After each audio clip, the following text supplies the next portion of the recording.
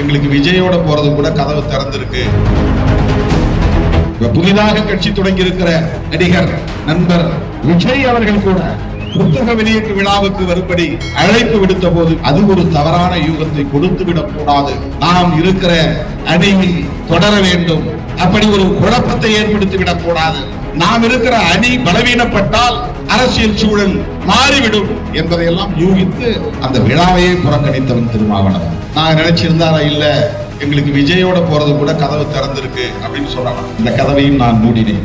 அதுதான் திருமாவளவன். இதனால் என்ன பாதிப்பு வந்தாலும் ஐ டோன்ட் கேர், அதை பற்றி நான் கவலைப்படவில்லை. நீங்கள் நினைக்கிற சராசரி அரசியல்வாதி அல்ல திருமாவளவன் என்பதை பல சந்தர்ப்பங்களில் நான் உறுதிப்படுத்தியிருக்கிறேன்.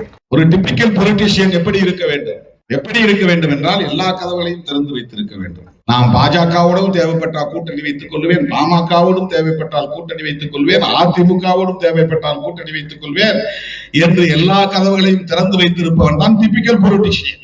சூது சூழ்ச்சி, ஒரே நேரத்தில் 2 அணியிலும் பேசிக்கொண்டே இருக்கிற ராஜதந்திரம். திருமாவளவன் பாமகவோடும் சேர மாட்டோம், பாஜகவோடும் சேர மாட்டோம், அந்த கட்சிகள் இடம்பெறுகிற கூட்டணியில் சேர மாட்டோம்.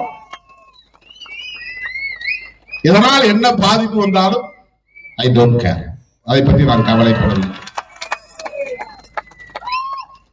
புதிதாக கட்சி தொடங்கி இருக்கிற நடிகர் நண்பர் விஜய் அவர்கள் கூட புத்தக வெளியீட்டு விழாவுக்கு வரும்படி அழைப்பு விடுத்த போது விகடன் இதழின் சார்பிலே அது ஒரு தவறான யூகத்தை கொடுத்து விடக் கூடாது, நாம் இருக்கிற அணியில் தொடர வேண்டும், அப்படி ஒரு குழப்பத்தை ஏற்படுத்தி விடக் கூடாது, அதன் மூலம் நாம் இருக்கிற அணி பலவீனப்பட்டால் பாரதிய ஜனதாவுக்கு சாதகமாக அரசியல் சூழல் மாறிவிடும் என்பதையெல்லாம் யூகித்து அந்த விழாவையே புறக்கணித்தவன் திருமாவளவன். நான் நினைச்சிருந்தாரா இல்ல எங்களுக்கு விஜயோட போறது கூட கதவு திறந்திருக்கு அப்படின்னு சொல்லலாம். அந்த கதவையும் நான் மூடினேன். அதுதான் திருமாவளவன். பாஜக தலைமையிலான அணி, அதையும் மூடினேன். நீங்கள் நினைக்கிற சராசரி அரசியல்வாதி அல்ல திருமாவளவன் என்பதை பல சந்தர்ப்பங்களில் நான் உறுதிப்படுத்தி இருக்கிறேன். இந்த ஆசைகளால் திருமாவளவனை வீழ்த்திவிட முடியாது என்பதை உறுதிப்படுத்தி இருக்கிறேன்.